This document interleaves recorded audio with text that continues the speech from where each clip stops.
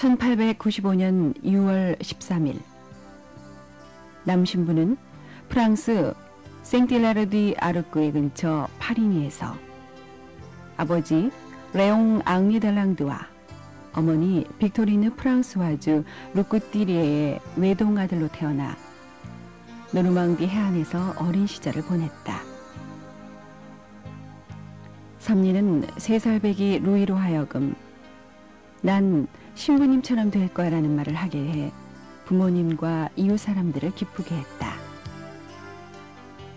루이 델랑드 신부는 1914년 꾸땅스 대신학교에 입학해 제1차 세계대전에 참전했고 1919년 대신학교로 다시 돌아온 루이는 파리 외방전교회 신부님으로부터 선교사에 대한 얘기를 듣고 하느님을 모르는 이들에게 복음을 전하고자 하는 열망으로 가득 차 선교사로서의 부르심을 확인한 1921년 9월 파리 외방전교회 신학교에 입학했고 이듬해 12월 23일 동료 신학생 13명과 함께 사제 서품을 받았다.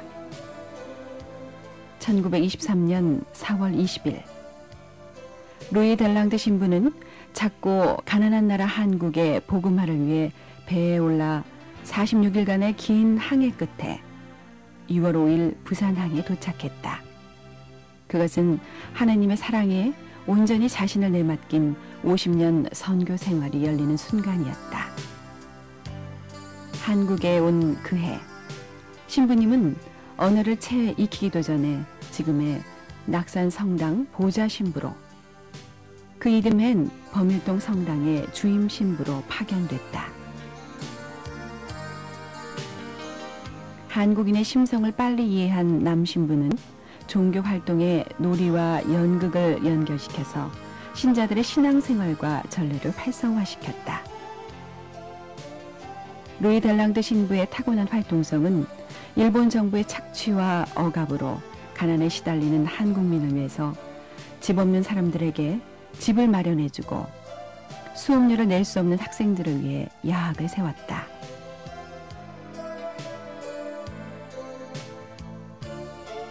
(1928년) 루이 델랑드 신부는 대구 남산성당과 교구청의 부당가 직책을 겸임하다 건강이 악화돼서 1933년 프랑스로 특별 휴가를 떠났다. 루이 델랑드 신부는 휴식과 치료를 위한 여행조차 프랑스에 한국을 알리는 선교의 기회로 여겨서 고국의 어린이들에게는 한복을 입히고 어른들은 양반으로 분장시켜 사진을 찍어주기도 했다. 이때 만난 많은 지인들은 훗날 남신부의 사업을 도와주는 은인들이 됐고 여동생이라고 불렀던 데라즈 마리 수녀님도 소중한 은인들 중에 한 사람이었다.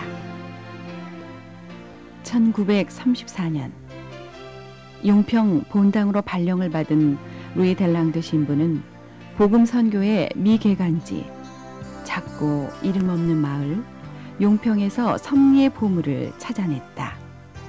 그것은 그가 예수 성심 시녀들이라 이름지어 부른 6 정녀들의 부스러기 공동체다. 1936년 루이 델랑드 신부의 애덕 사업은 정녀들이 공동 생활을 하던 수덕의 집 삼덕당에 고아 둘과 80세 할머니를 모셔옴으로 시작됐고 이것이 섭리의 인도로부터 시작된 성모자회원 사업이다. 삼덕당에서의 복음화 사업은 일본 정부의 종교적 탄압으로 점점 어두워지고 진주만 사건 다음 날인 1941년 12월 8일 델랑드 신부는 유럽 간첩으로 투옥됐다. 1948년 농지개혁으로 많은 재산을 빼앗긴 루이 델랑드 신부는 1950년 3월 늘어난 성모자회원 가족들을 데리고 포항 송정으로 삶의 터전을 옮겼다. 그러나 루이 델랑드 신부의 사업들은 1950년 6월 25일 한국 전쟁이라는 불의 세례를 받아 그해 8월 11일 포항은 북한군에 완전히 점령됐다. 루이 델랑드 신부와 그의 가족들이 있던 포항 송정리는 전쟁의 한가운데 놓이게 됐고, 신부님은 끝까지 성체를 지키며 보금자리를 떠나지 않았다. 아버지에 대한 신뢰는 그의 손을 들어줬고, 결국 그곳에 있던 어느 누구도 전쟁의 희생자가 되지 않았다. 성모자연 사업은 포항에서 더욱 활발히 이루어졌다. 전쟁과 가난으로 버려진 영아와 고아, 노인들을 위한 사업은 물론 무료 진료에 이르기까지 남 신부는 가난한 이들을 위한 모든 사업을 마다하지 않았다. 그 중에서도 나병 환자에 대한 그의 관심과 사랑은 특별했다. 사람들이 꺼려했던 그들에게 다가가 육체적인 치료뿐만 아니라 그들이 사회로부터 받아야 했던 마음의 상처까지도 어루만져주는 어버이다운 사랑을 보여주었다. 루이 델랑드 신부는 1962년 한국 정부로부터 문화훈장을, 1969년 프랑스 정부로부터 레지옹 도네르 훈장을 받게 됐다. 가난한 이들에게 헌신적이었던 한 사제에게 세상은 그가 건넬 수 있는 최상의 선물을 주었다. 1965년 첫 총회 후 신부님은 모든 사업을 수녀들에게 물려주고 갈평으로 삶의 자리를 옮겼고, 그는 그곳에서 가난한 사람들을 돕는 사랑의 사업을 계속했다. 시련은 뜻하지 않은 곳에서 찾아왔다. 1967년 한국 정부는 신부님이 고생해 일궜던 보금화 터전 위에 경제개발의 상징물인 종합제철공장을 세우겠다는 계획을 발표했다. 수녀들의 조용한 감사기도, 순진한 아이들의 해맑은 웃음소리, 노인들의 깊은 지혜와 섭리에 신뢰하는 자녀다운 사랑이 넘쳐흐르던 송정이 뜨거운 용광로의 불길 앞에 녹아드는 현실 앞에서도 신부님은 섭리의 손길에 모든 것을 내맡긴 이 한마디 말씀만 하셨다. 더 좋은 것을 마련하실 모양인데만은. 신부님의 삶은 지극히 소박했고 검소했다.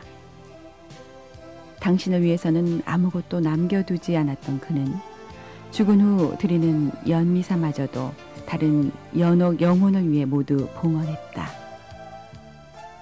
1972년 10월 24일 남신부는 사제서품 50주년의 금경축을 맞는다.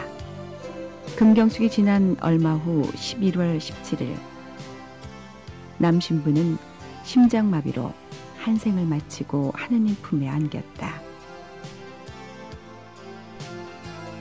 오직 섭리를 따라 살아온 한 사제의 생애, 그것은 가난한 이들을 위한 끊임없는 봉사였다. 섭리와의 평행선.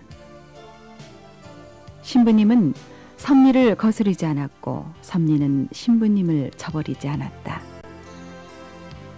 나는 한국에서 나의 삶을 마치고 싶다 라고 한 그분의 소망대로 사랑의 선교사 루이 델랑드 신부는 자신의 몸과 마음을 한국 땅에 묻었다.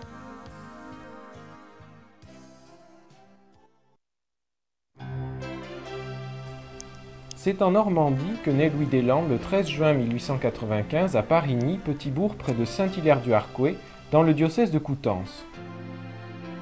Ses parents étaient de milieu modeste. Sa mère nourrice, dont il gardera l'exemple de l'apostolat au service des autres, et son père charron. C'était un garçon qui avait une forte personnalité, qui aimait beaucoup le théâtre et qui très tôt s'est présenté comme un leader parmi ses camarades du cercle catholique qu'il fréquentait. Très tôt, il a la vocation, dès l'âge de 3 ans, il pouvait déclarer à l'abbé Chrétien « Plus tard, on sera comme vous ».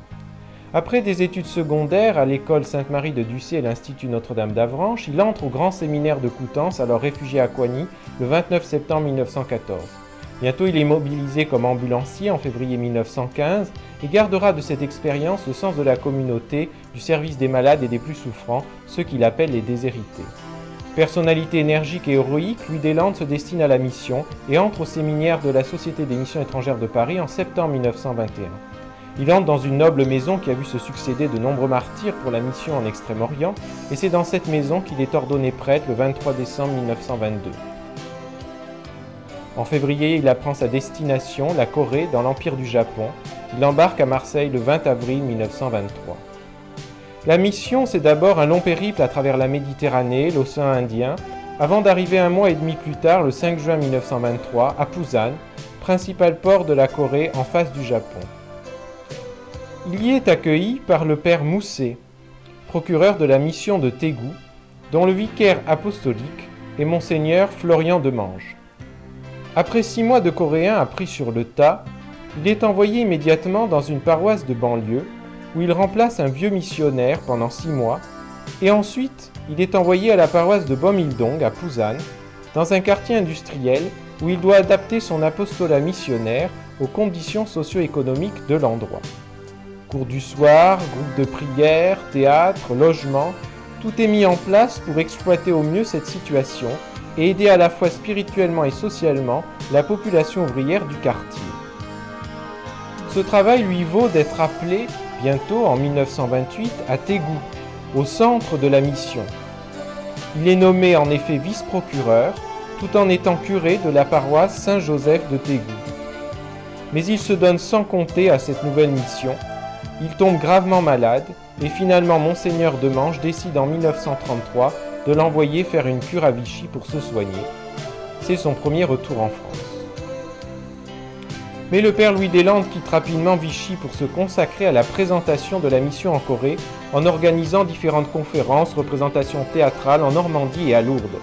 Il en profite pour réactiver un réseau d'amitié qui lui permettront de financer ses œuvres, comme le montre par exemple la visite de Madame Pama, présidente des Dames autrichiennes, dans les années 60. Cependant, Monseigneur Demange ne peut supporter ce missionnaire qui travaille au lieu de se reposer, le rappelle en Corée en 1934 et l'envoie s'occuper à Yangpyeong dans la brousse coréenne. Là se réalise cependant l'œuvre de la Providence puisque 6 jeunes filles, en relevant leurs cheveux, décident de se consacrer. Le père Deslandes pose alors les fondements d'une congrégation religieuse, ce qu'il avait toujours désiré.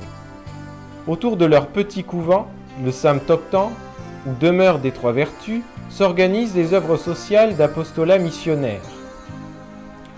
Catéchèse pour les enfants et les adultes dans les kongso ou stations missionnaires, mais aussi accueil et soins des vieillards et des orphelins. Cependant, la montée du nationalisme japonais conduit à une arrestation des vierges en juillet 1941 et finalement à l'arrestation du père Deslandes la veille de l'attaque de Pearl Harbor le 7 décembre 1941. Après ces années difficiles, au lendemain de la Deuxième Guerre mondiale, le père Deslandes décide de déménager de Yangchon à Pohang sur une baie couverte de pinèdes, Songjiang, un ancien terrain de l'armée japonaise. Et c'est là qu'il va donner une véritable ampleur à ses œuvres qui compteront une trentaine de bâtiments à la fin des années 50. En juin 1950, c'est de nouveau la guerre de Corée, et début septembre, l'œuvre se retrouve sous les feux croisés des troupes des Nations Unies au sud et des troupes communistes au nord. On lui demande d'évacuer, le père réfléchit, décide de rester et fait ce qu'il appelle le chapelet le plus sincère de sa vie. Finalement, les troupes du nord ne passent pas le fleuve Yesan et l'œuvre sera complètement épargnée par la guerre de Corée. Il décide alors de consacrer l'œuvre à Notre-Dame de la Paix, Notre-Dame de Fatima, pour bien montrer que la Bonne Mère, patronne de l'œuvre, a toujours été présente pour protéger ses enfants. Il poursuit donc l'organisation de ses œuvres, avec notamment le soin des lépreux à partir de 1956. Lépreux qui sont nombreux et qui font l'objet d'un rejet culturel et superstitieux de la part des Coréens. C'est pourquoi il laisse les sœurs commencer d'elles-mêmes cet apostolat. Il organise un village pour ces lépreux, Béthanie, un dispensaire également, et tente même de les intégrer à une vie paroissiale à l'intérieur de l'œuvre. L'œuvre, c'est une sorte de grande cité, la cité du Père des Landes, où ceux qui sont valides travaillent pour ceux qui ne le sont pas, où se met en place un cercle vertueux de la charité. La prospérité de cette œuvre et son site maritime conduit les missionnaires étrangers à y séjourner, mais voit aussi la visite des personnalités comme Monseigneur Lambertini de Rome, la première dame de Corée ou encore le premier ministre de Corée, Changmyon. En 1969, après la médaille du mérite social coréen, le Père des Landes est fait chevalier de la Légion d'honneur par l'ambassadeur de France pour ses 50 ans d'apostolat missionnaire en Corée. En 1963, le Père des Landes se rend à Rome pour faire approuver les constitutions des servantes du Sacré-Cœur de Jésus. Et en mars 1965, c'est le premier chapitre général de cette congrégation coréenne et diocésaine. Le Père des Landes quitte alors Pohang pour se rendre à Kalpian dans l'arrière-pays, où il développe un travail missionnaire dans l'esprit de concile, c'est-à-dire un travail missionnaire d'aide au développement, tel que le propose l'encyclique Populorum Progressio du pape Paul VI. Mais en 1967, l'œuvre de la Bonne Mère connaît une catastrophe qui est l'ensablement de la baie pour installer Pohang Jetchol, le plus grand centre sidérurgique de Corée, voulu par le dictateur Pak, qui met la Corée sur les rails du développement économique.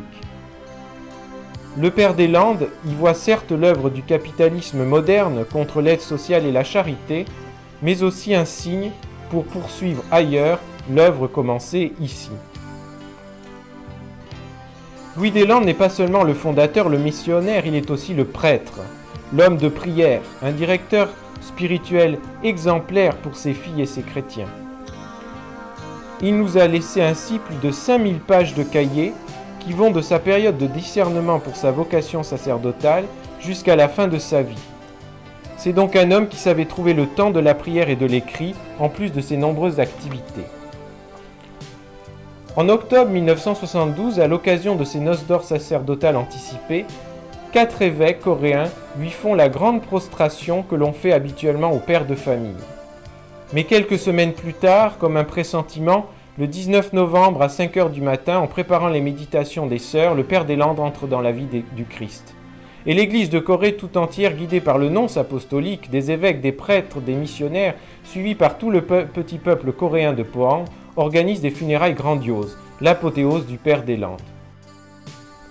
L'œuvre de Louis des Landes aura donc bien été celle d'un missionnaire, d'un fondateur, d'un père, toujours comme le proclame sa devise et celle du servante du Sacré-Cœur, comme un instrument dans la main de Dieu. Ce fut aussi la vie d'un Français devenu coréen par l'obéissance, par la foi, par la charité. Il put ainsi, comme il désirait, être inhumé dans la terre de Corée, à Pohang, parmi les siens. Il déclarait dans un article des missions catholiques des années 20 que son œuvre le dépassait largement et que comme simple laboureur, il attendait que quelqu'un, après lui, prenne le relais et tire la charrue. C'est la mission aujourd'hui de ces filles coréennes.